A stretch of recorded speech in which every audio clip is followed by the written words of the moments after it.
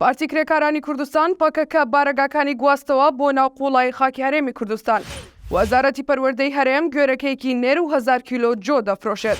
کوردێک لە پێناو پارێزنەی سروشتی کوردستان ماوەی 72 کاتژمێرە نەخەوتووە. لاتیوار نیوز سلااوتان لێبێت. من هودا عوسمان سێ هەواڵتان پێشکەش دەکەم.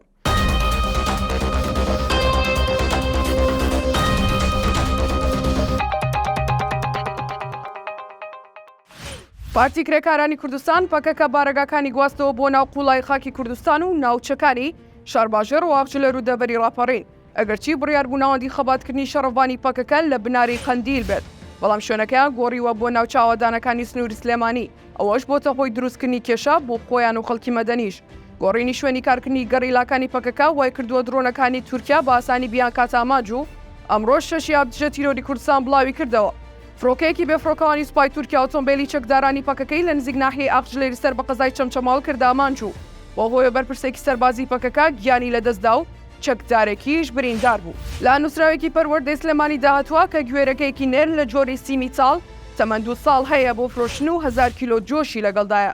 لە نووسراوەکە داماژە بەوەش کراوە ڕۆژی یەکشەممە 13 مانگ بە شێوەی زیادکردنی ئاشکرا دەیان فرۆشین.